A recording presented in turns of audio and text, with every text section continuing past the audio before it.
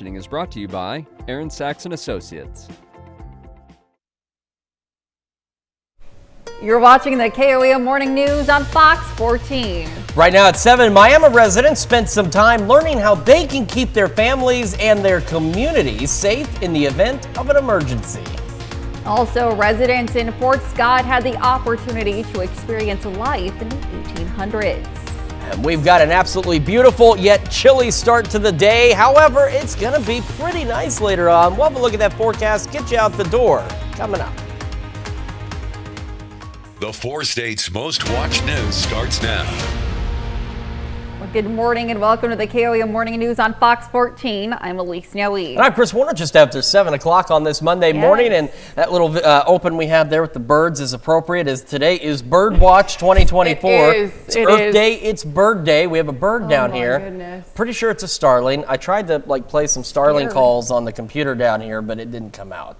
That's okay. I'm okay with that. I know. Elise is scared of the birds. Yes, I have a little bit of a fear of birds. So that's why we'd like to get him out of here. Yes. We have Trevor on standby to try and catch him and get him out. So hopefully we'll be successful on that. And we were just hearing it now. Yeah, he's floating around here again. Well, you know, this isn't necessarily a disaster, but there are more serious disasters you need to be prepared for. Yes, the last weekend, community members in Miami attended an emergency response training. And they learned how they can keep themselves and the community safe. KOAM's Samantha Walker has more. Emergencies happen when you least expect it, but Rick Aldridge is working to make sure his community is as prepared as possible. Rick is the founder and a trainer for the Oklahoma Emergency Response Team. The group is made up of people ready to take action in case of an emergency. Here, especially in northeast Oklahoma, we get a variety of different issues here, especially flooding. And there's just not enough first responders to be able to handle things. That first 24 hours, of course, are very busy. Aldridge leads trainings for the public to learn how to best respond during an emergency. Attendees don't have to be part of an organized response team. They might just want to keep their families safe. Participants are not first responders, but they are trained to help. Any emergency situation, especially in rural areas like we have here, where you don't have the large amount of first responders that they do in some of your larger cities, your citizens have got to be involved, and plus it's a chance to give back to your community. Trainings help teach basic firefighting, first aid, and emergency communication protocols. Aldridge says that no matter your age, ability, or skill level, there's a role you can play in case of an emergency. You may not necessarily be, as I call it, a knuckle dragger, being out there having to do the heavy work, but there's administrative work. There's so much stuff that goes into a disaster response that people just don't think of. Reporting in Miami, Samantha Walker, KOAM News. The next public community emergency response training in Miami is planned for June. And it's important to have that plan and have that understanding of what you need to do and how you can help in the event of an emergency. Because the 4 states, unfortunately, no stranger to emergency or disaster situations. And Miami, with the flooding over the years, also having dealt with a number of emergency situations. When you're in the position, you're obviously not thinking about everything. So to have that plan where you don't have to think, you can just do, is great. Exactly. That's the most important part for any type of weather or other situation is to have a plan. And today, your plan, relatively easy, as we've got a fairly decent day out there, although you got to bundle up this morning. It's a bit on the cold side. Let's take a quick look outside. This is our camera on top of the Cornell Complex in downtown Joplin. And as you can see, the skies are clear. The sun is rising. It looks fantastic out there, and it looks pretty darn good from the MoDOT camera at 32nd and Range Line as well. However, it's not that warm. That's why we still have frost advisories. Our eastern counties, so Stockton, Monette, Mount Vernon, down into Bentonville, these will continue through 8 o'clock this morning because of, well, this. Take a look. 37 in Joplin, 38 in Pittsburgh. Ample sunshine out there, just not ample warmth at this particular moment. But look at our wind arrows. They're out of the south. And that's going to help bring in some warmer air later today. Now look at Chanute now. They're starting to enjoy a little bit warmer weather, 42. Jay is no longer the cold spot. They are tied out there. We've got Jay, Miami, and Chautauqua all at 32, and Stockton now down to 31. So it is a very cold start to the day out there. But again, those southerly winds will bring in warmer temperatures as we go through the day. Maybe a cloud or two as we head through the afternoon, and by the afternoon, those winds will start increasing. We're going to see southerly gusts upwards of about 30 miles an hour, and our temperature is right about average, upper 60s, pushing close to 70 out there.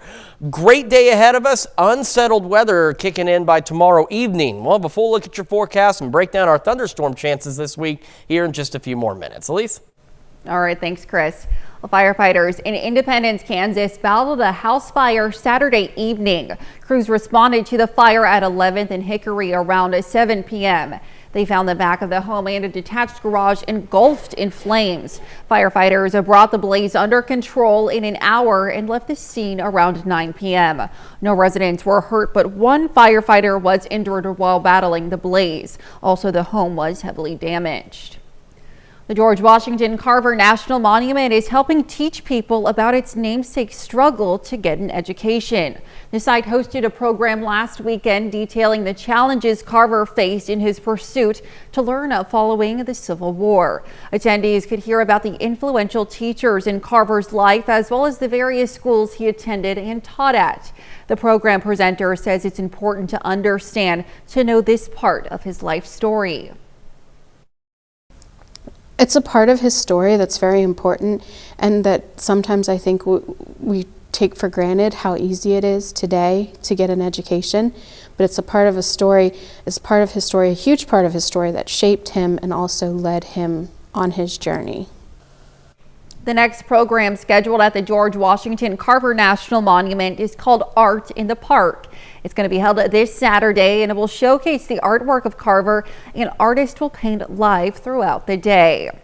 The Pittsburgh Public Library Sunday hosted a celebration of teachers and poetry. The program featured local poets, including an area English teacher and students that have graduated from Pittsburgh High School and Pitt State.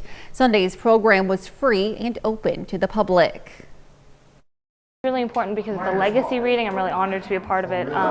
Just celebrating what it means to be a poet and a teacher, because those often are two separate roles and or viewed as two separate things, and we're able to combine them into one. The program began at 2 Sunday afternoon and wrapped up around 3. The community of Girard, Kansas, Saturday held a spring fling on the square. Attendees were able to shop for some new items while supporting local businesses. Officials say the event is a way for the community to get outside and enjoy the beginning of spring. It means a lot to me. I travel to a lot of events all over the area, and to get to be involved with the community and get them involved in this also. Saturday's spring fling kicked off at 9 in the morning on the square. History has come to life in Fort Scott, Kansas last weekend. KOAM's Samantha Walker has more on how Civil War reenactors are helping people connect with the past.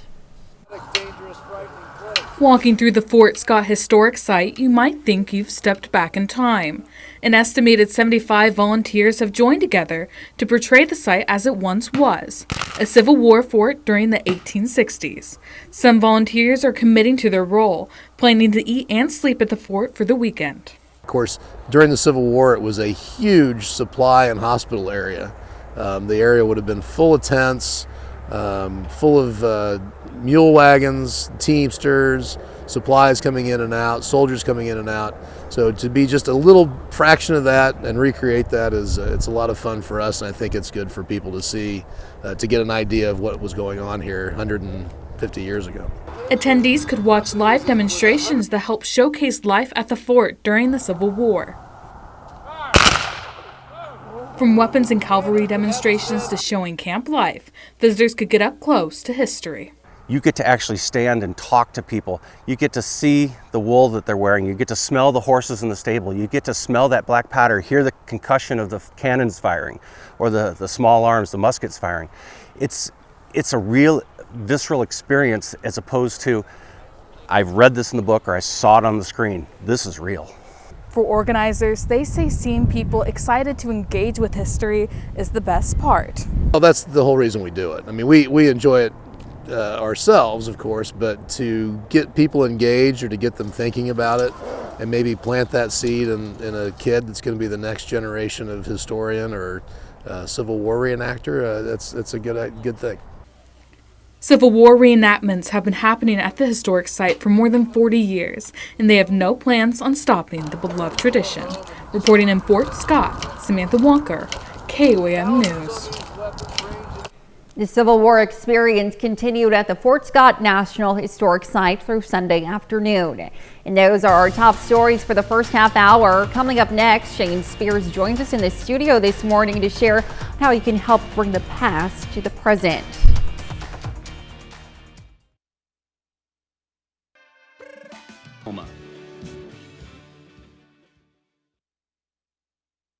The Spring River Pioneer Days still may be a month away, but that doesn't mean we can't start getting ready for it. Shane Spears, one of the organizers, is with us this morning to invite us to play bingo this Saturday to help raise money for Pioneer Days.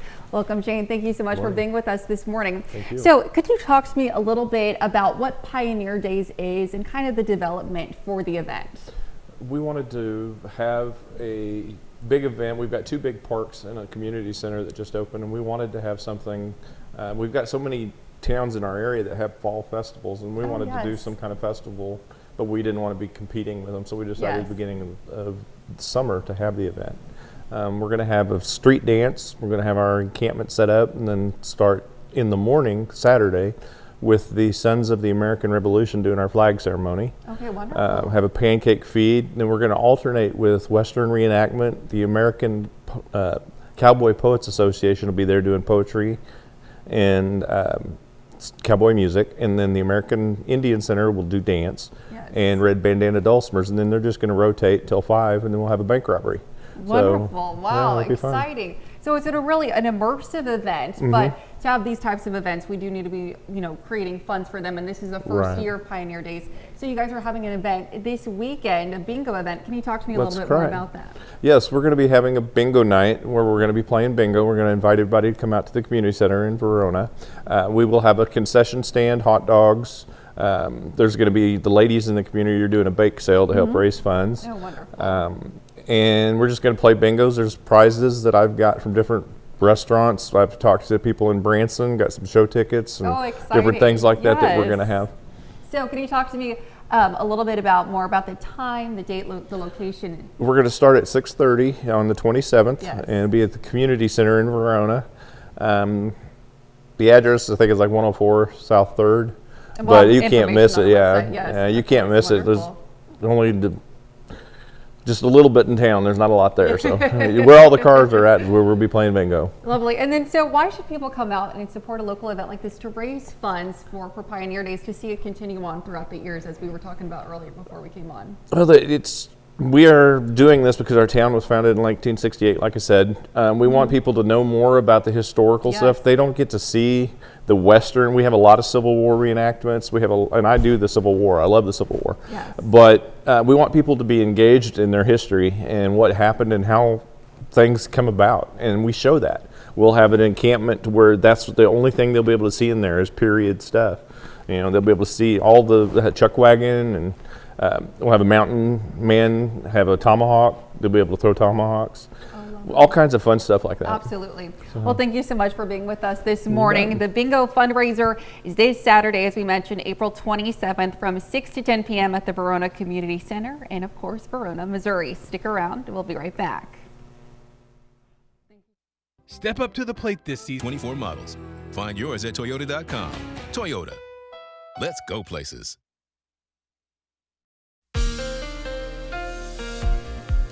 Welcome back to the KOAM Morning News, 7:18 now on this Monday morning. So it was brought to my attention that I think there was just a misunderstanding. So we have a bird in our studio right now. No big deal, okay? I jokingly mentioned that it's Earth Day and National Bird Day. Today is not National Bird Day. I know that. It was. I jokingly mentioned it because it's amusing that there's a bird in our studio. But National Bird Day happened earlier this year on January 5th. This is not really National Bird Day. Do not go out and try and find any birds today. There will be plenty, but it's not National Bird Day. I wanted to clarify what I said. I was kidding. I know it's not National Bird Day. Okay. We haven't actually seen the bird in a hot minute either, have we? I think it's building a nest somewhere in here. All right, 37 in Joplin right now. Does feel like 30, though, with a south breeze at 9. But take a look. Plentiful sunshine, clear skies out there, just a couple of stray clouds. But we got to deal with this cold air this morning that we've got to get through. So we are in the 30s across the area. Save Chanute as the warm spot at 42. And Stockton checking in as the cold spot right now at 31. So definitely not seasonable by any means, but we will be closer to seasonable, if not right at average today. Again, a couple of clouds here and there, otherwise sunny skies, upper 50s by 11 this morning. As we head into the afternoon, highs right about 70, and by the afternoon as well, the winds are going to start to pick up, gusting out of the south upwards of 30 miles an hour. As we head through the evening, we're going to have the clouds gradually increasing across the area, and then we'll go mostly cloudy overnight, low 50s though, so a much milder evening, and this is ahead of an unsettled pattern for the next several days across the area. So by tonight, off to our northwest, showers and storms north central Kansas, clouds increasing here. A few of those showers may clip our northern counties early tomorrow morning, but it won't be until the afternoon and evening that we'll see a few more isolated to widely scattered showers. Our overall chances are low for rain tomorrow, but we could see a couple out there as this system rolls through. Wednesday, the majority of the day, not bad, a few clouds, but then by the evening, we see those shower and thunderstorm chances initially scattered by late evening, and then as we go overnight, those chances will increase. And that's what's going to kick off several days of scattered shower and thunderstorm chances. And they're going to be with us all day Thursday. Remember, on the future track, this is showing where rain can be. It's not saying it's going to rain all day, but it's saying throughout the day on Thursday, we'll have that opportunity for scattered showers and thunderstorms out there. Then we head into Friday, and by Friday afternoon and evening, we'll have showers and thunderstorms across the area. And some of those by the afternoon and evening hours could be strong, potentially severe. So it's something we're going to keep a close eye on for you. And then as we go into Saturday, more scattered showers and thunderstorms, and some of those, especially out to the west here, could be strong, possibly severe as well. So a lot to keep an eye on over the next several days. Aside from the much needed rain chances out there, we don't need the severe weather, but we do need this rain. Our temperatures warm up, heading into the upper 70s and low 80s as we head into the weekend. And otherwise, we've just got to keep an eye on those storm chances Friday and Saturday. Let's check your forecast. We're back with more right after this. This April, join Connect to Culture for an exciting lineup of performances at the Corner. Joplin Springfield, employee owned and operated. The Crawford County Museum is preparing to take you back to the days of the Cowboys. Tim Field of the Crawford County Museum is with us this morning to share what's in store when you visit this weekend for the Cowboys Day. Well, thank you so much for joining us today. Can you talk to me a little bit about this event and what all folks can expect when they come out? Sure. Cowboy Days is probably the biggest event that we do each year. Okay, yes. And it goes Friday and Saturday. This year we've added Sunday. We're going to do Cowboy Church as well on Sunday. Oh, fun. But Friday is primarily geared to students and education as well as homeschoolers. And they're welcome to come out to the museum, and they will rotate through stations that show everything that would have happened on the trail. So it's a really hands-on learning experience. Is there any specific demonstrations that are going on that you think really teach kids, what it was like back then and where they can take these skills onto the rest of their life? Oh, sure. The Missouri Fur Group will be there, and they'll be talking about how life was during the period. They'll also be showing the furs and the lifestyles that they had. We have people coming from Prairie State Park who will talk about the Osage longhouses and the Native Americans, as well as the many uses that there were for the bison that were shot and killed on the prairie as well. Fascinating. So you mentioned that it's this weekend. Can you talk to me more specifically about the times and location as well as administration fees? Sure. The event is free. Okay. The event is free. Yes. We're always free. Friday we're going to go from 9 o'clock in the morning all the way through the afternoon for the students, and then from 5 to 7 o'clock at night we're going to have a cowboy campfire, and they'll be singing and there'll be cowboy poetry. Oh, how fun. Sure. So bring a lawn chair and enjoy the fire and the music and the poetry. Absolutely. And then Saturday, the event will go all day long, 9 to 4. And then from 5 to 7, we have Dan Dooling Band in the pavilion. So there'll be cowboy music as well, and you're welcome to bring a lawn chair and enjoy the music in the evening as well. Well, how fun. It's certainly interactive, lots to enjoy there this weekend. And then you mentioned that Cowboy Church is going to be on Sunday. Now, what made you guys want to add this to the weekend? A lot of the living historians and the reenactors like to spend the whole weekend, and so it's a great way to spend Saturday night and then start Sunday out on the right foot. Certainly. Well, thank you, Tim, so much for being with us. Remember that Cowboy Days program is this Friday and Saturday into Sunday. You can check out their website at the bottom of the screen for more information. Stick around. We're back with more weather and news right after this. Is an equal opportunity employer. The 4 states' most watched news starts now. Welcome back to the KOAM Morning News on Fox 14. It's currently 7:29. I'm Elise Noe. 2 teens were injured in a rollover crash that sent the car flying more than 500 feet. It happened shortly before 10 Saturday morning on Jaguar Road south of Joplin. Authorities say a southbound vehicle left the road and overturned several times over a span of 536 feet. The 2 teens inside both suffered non-life-threatening injuries.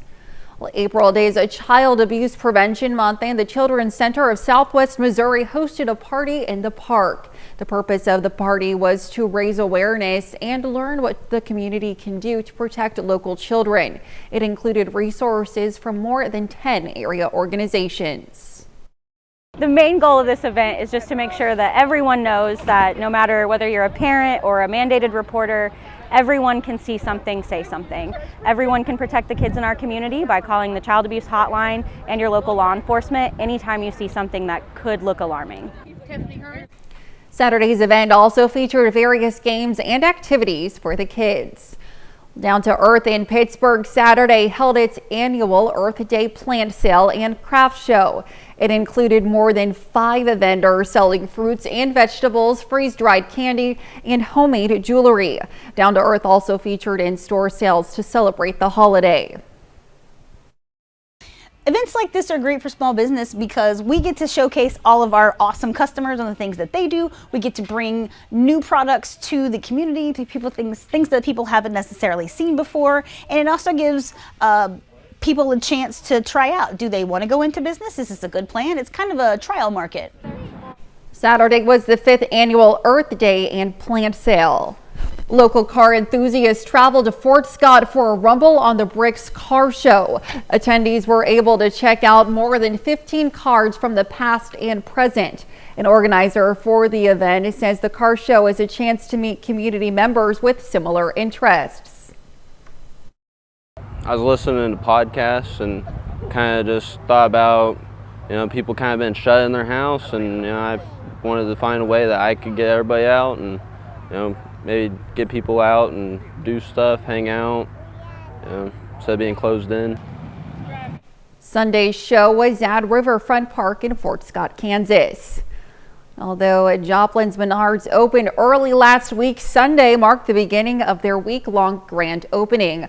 Legendary chainsaw carver John Gage is set up through Wednesday, carving chainsaw art and sharing some memories. He tells KOAM he has worked with Menards for 31 years. He's been at almost every store opening since then. On Thursday, Menards race cars will be on display for the rest of the grand opening week. And we've got ourselves a relatively cold start to the day out there, but it is going to get better as we head out into the afternoon. MoDOT camera 32nd and range line, plenty of sunshine out there, just a few clouds here and there. And these frost advisories for our eastern counties and into Benton County in Arkansas will continue through 8 o'clock this morning. That's because, of course, it got pretty darn cold, and it still is. Sitting at 37 in Joplin, 38 in Pittsburgh. So even though it looks nice out there, doesn't feel that way just yet, though. But look at the wind arrows. We've got a southerly breeze out there, and that's going to begin to bring in some warmer temperatures. Take a look. Yates Center and Chanute now both in the lower 40s out there, and we've still got some pretty chilly spots, though. Miami and Jay at 31 each down there. So again, a relatively cold start. However, we're looking to be about average today. Highs upper 60s, right around 70, maybe a cloud or two here and there. And the winds this afternoon are going to pick up. They'll still be out of the south, but they'll start gusting upwards of 30 miles an hour. Again, bringing in some warmer air as we head through the next few days. Unfortunately, we're also bringing in a rather unsettled weather pattern over the next several days as well. We'll take a look at all those details and those storm chances in the full forecast here in just a few more minutes. Elise? All right, we'll see you soon, Chris. The Treasury Department issued sanctions on 2 organizations for raising money for Israeli extremists last Friday. Mount Hebron Fund and Shalom Azoraik established crowdfunding for 2 men who were sanctioned in February. The issue involves the occupied West Bank under international law established by the United Nations. It's considered Palestinian territory. But Israeli settlers have for years encroached on that land to build new settlements. Israeli Prime Minister Benjamin Netanyahu called the sanctions highly problematic. Maryland's governor giving an update on the cleanup at the site of the Francis Scott Key Bridge collapse. Fox News correspondent Christina Coleman has that story. We've lifted over 120 containers off of the dolly. We have now successfully removed around 1,300 tons of steel from the water. Maryland Governor Wes Moore trying to convey the enormity of the cleanup operation at the site of the Francis Scott Key Bridge collapse. You see here that it's almost difficult to assess what's what. The Dali, a loaded container ship, struck one of the bridge's supporting columns on March 26, causing the span to collapse, sending 6 members of a roadwork crew plunging to their deaths. The cleanup efforts now broken down into 4 areas. First, we need to give closure and comfort to these families. Second, we need to clear the channel and open the vessel traffic to the port. Third, we need to take care of all of the people who have been affected by this crisis. And fourth, we need to and we will rebuild the Key Bridge. The Maryland Department of Labor is rolling out a worker support program to provide $430 in a weekly payment to individuals who regularly worked at the port before the bridge collapsed. Our mission is to help as many people as we can during this difficult time. Officials remain optimistic that part of the channel will reopen according to plan. We are actively removing yet another large section from the waterway. It keeps us on track to open the limited access channel by the end of this month. Both the FBI and NTSB are investigating what caused the collision. In Los Angeles, Christina Coleman, Fox News. That's a look at our top news stories coming up this half hour on the KOAM Morning News. Today is Earth Day, and we'll hear how you can help battle plastic waste.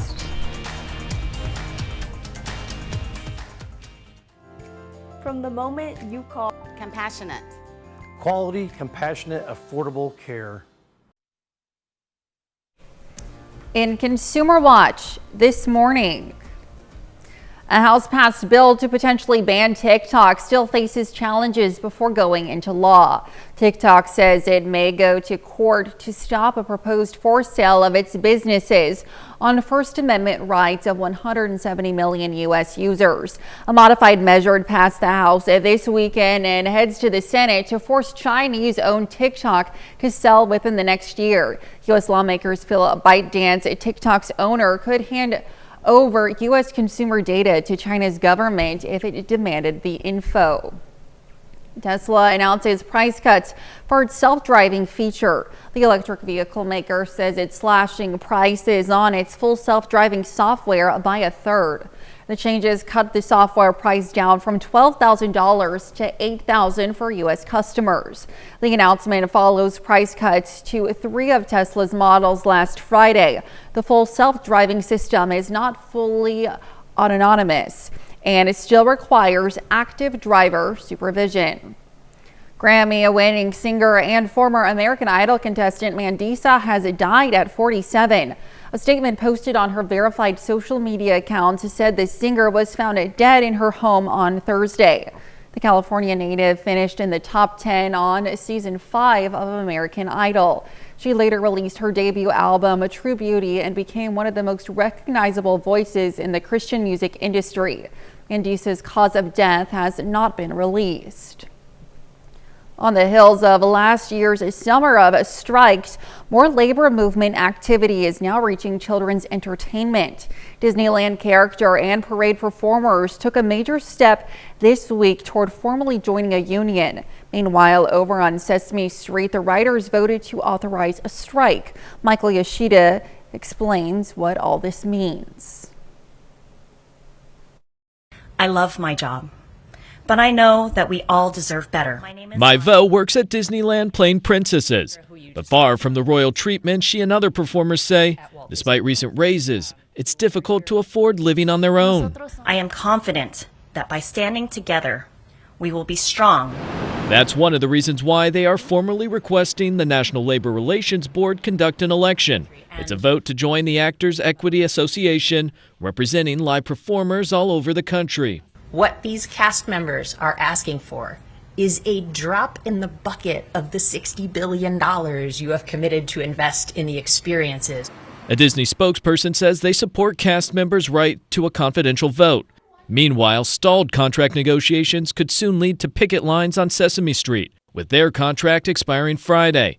Sesame Workshop writers voted this week to authorize a strike that would begin next Wednesday. According to The Hollywood Reporter, a Sesame Workshop spokesperson says they're hopeful they will come to an agreement.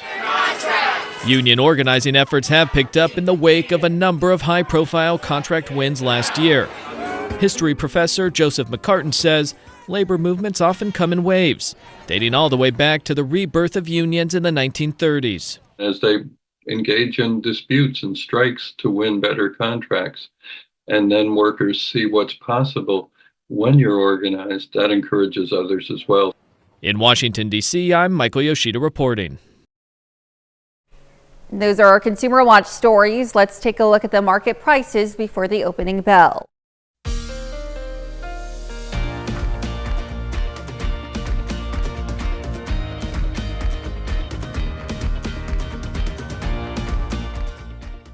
At Aaron Sachs & Associates, don't get money for you. Aaron Sachs & Associates. It really does cost you nothing to see if we can help.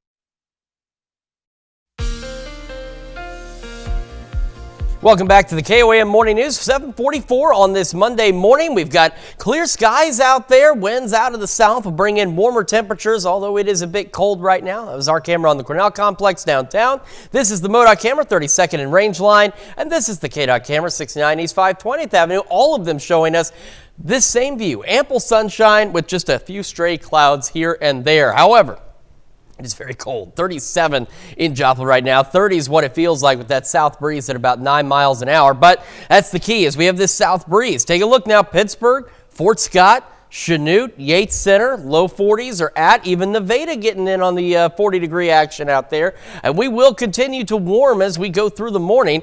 Again, a few clouds here and there. Otherwise, sunny skies and upper 50s by late morning today. Out into the afternoon, we're going to warm up nicely. Right around 70, which is about where we should be. And the winds this afternoon will start picking up. Still out of the south, but they'll start gusting upwards of around 30 miles an hour. We're going to hold on to some gusty winds and clouds increasing into the evening and overnight. We'll go mostly cloudy tonight with lows a bit milder out there, a little more seasonal, back into the low 50s. And then tomorrow is going to kick off a week, well, even more than that, of unsettled weather around the area. Again, clouds increase tonight. A few stray showers may impact our northern counties early tomorrow morning. Not expecting much from that. And then as we go into the afternoon and evening, a few isolated to widely scattered showers and thunderstorms will be possible across the area.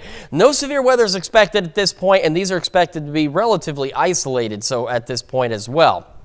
In the Wednesday morning, we start the day partly cloudy out there, not bad, and then we'll see additional shower and thunderstorm chances initially scattered by late evening across the area. And as we go overnight, showers and thunderstorms roll into the area, and we'll have a few more of them, a little more widespread across the area. And then that's what kicks this off for the next several days. Scattered shower and thunderstorm chances. We go into our Thursday, all day Thursday. We go into Friday, all day Friday. Now, Friday and then to Saturday, we do have the potential for some strong, possibly severe thunderstorms, especially once we head into Friday afternoon across the area and into the evening, so we'll have to keep an eye on that. And then we'll have another round of scattered showers and storms by late afternoon and evening on Saturday, and those will also have the potential to be strong, possibly severe. But that severe threat Saturday, a little more confined to this zone here. Still does get into most of our viewing area, but the greater threat to our south and west. But for Friday, it encompasses just about the entire area. So something we're going to have to keep an eye on over the next several days. Outside of these much needed rain chances, while we don't need the severe weather, we do need the rain. And as you can see, they continue all the way into next week. But take a look as well as we head toward the weekend, temperatures warming up above average into the upper 70s and low 80s. That's Check Your Forecast. We're back with more of the KOAM Morning News right after this. Welcome to Miss Daisy's, where style meets comfort. Step into a world at 10, right here on Fox 14. Well, it's time to show Mother Earth a little TLC, with today commemorating the 54th annual Earth Day. Fox News correspondent Jackie Ibanez takes a closer look at this year's theme and how you can do your part to protect the planet. Monday marks Earth Day, a time to celebrate the planet and increase efforts to protect the environment. And with this year's theme being Planet versus Plastics, advocates continue sounding the alarm about their massive impacts. We produce more plastic than most people can imagine. According to the United Nations, the world generates roughly 400 million tons of plastic waste every single year, much of which is made up of single-use plastics. For instance, 1 million plastic bottles are bought every minute around the world. But with less than 10% of plastic products being recycled, many wind up as trash in landfills or as litter in natural habitats, where they can take hundreds of years to break down into smaller bits. Problem is, plastics are never just plastic. They have colors in them, they have fire retardants. These are all chemicals. Those small microplastics can then end up in the water and food we consume. While more research needs to be done to determine any risks, a study from the World Wildlife Fund reveals people eat about a credit card size worth of plastic every week. We're all becoming more plastic, even if we don't know what that means. But the crisis may only get worse, with global plastic production expected to triple by 2050 if business and consumer habits go unchanged. The more people feel connected and the more they know what their waste is, the more recycling programs will work. To learn more about how you can take action this year, visit earthday.org. Jackie Ibanez, Fox News. Yes, great. Earth Day. Wonderful. I'm still nervous about the bird. Okay, I just heard it flutter. Well, we are protecting the earth Yes. by trying to protect this bird and get him back outside at some point today. We may or may not succeed, but we certainly will try. But it's definitely important, not just on Earth Day, but every day to take care of the planet. And I'm going to take care of you with a little bit of weather. And I have to tell you, it's cold right now, so if you haven't gone outside yet, you definitely want to bundle up before you do, because we are sitting in the 30s across most of the area. 37 in Joplin, feels like 30, with a south breeze at about 9 miles an hour. However, we're starting to see some 40s. Nevada, Fort Scott, Pittsburgh, Chanute, Yates Center. We're progressively warming up because we've got that south breeze across the area, and that's going to bring in warmer temperatures. In fact, today, we're looking to be about average. We'll have a cloud or two as we head through the morning. And we're going to be about 57 by 11 o'clock this morning. And then by this afternoon, those south winds will start to pick up a bit. We'll see gusts upwards of 30 miles an hour, but that is going to bring in the warmer air. We're going to go upper 60s to right around 70, so right where we should be for this time of year. And as we head into this evening, clouds begin to increase this evening. We'll go mostly cloudy overnight, but a little milder out there, low 50s for our overnight lows. And then as we've mentioned, we're keeping an eye. We'll have some isolated thunderstorm chances as we go into Tuesday evening across the area. Most of this will not see anything Tuesday, but a few storms will be possible. By Wednesday evening, we see a few more scattered storms, and then we'll see those continue into our Thursday. Scattered showers and thunderstorms all day Thursday and into our Friday. And by Friday, some of these could be strong, possibly severe by the afternoon and evening hours, so something we'll have to keep an eye on. We'll have another look at your forecast, plus the news you need to know right after this. More quality exteriors. We are proud to salute Edward Crazy, a four-state hero. Here's a check of today's top headlines, the news you need to know before you head out the door. 2 teens were injured in a rollover crash that sent the car flying more than 500 feet Saturday morning. The accident happened on Jaguar Road south of Joplin.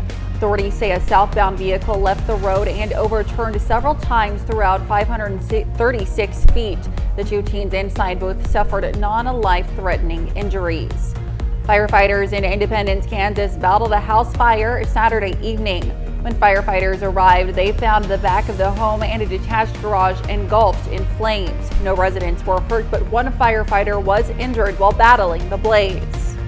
And April is Child Abuse Prevention Month, and the Children's Center of Southwest Missouri hosted a party in the park. The purpose of the party was to raise awareness and learn what the community can do to protect local children.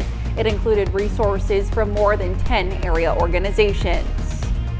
All right, for today, again, temperatures about average, upper 60s to right around 70, maybe a cloud or two here and there, and winds pick up out of the south. They'll start gusting upwards of 30 miles an hour this afternoon. We'll otherwise have sunny skies. Clouds increasing through the evening and overnight, going mostly cloudy and milder back into the low 50s. Then we'll have isolated storms tomorrow evening, scattered storms Wednesday evening, increasing in coverage overnight, and then we'll have thunderstorm chances and shower chances all the way through next week, and the possibility of a strong or severe storm Friday afternoon and evening, and again Saturday afternoon and evening. Otherwise, temperatures warming up, upper 70s, low 80s. Get on board with that.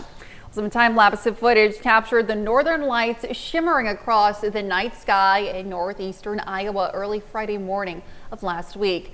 Footage taken by Igor Arkhtiv shows dazzling purple and green hues over Cedar Falls. The Space Weather Prediction Center that said that a geomagnetic storm, with this storm, conditions could be observed throughout Friday. So the northern lights heading a little further south for folks that don't always get to see something that's absolutely incredible. I've never seen it other than video, but it would be a sight to see for sure. Absolutely.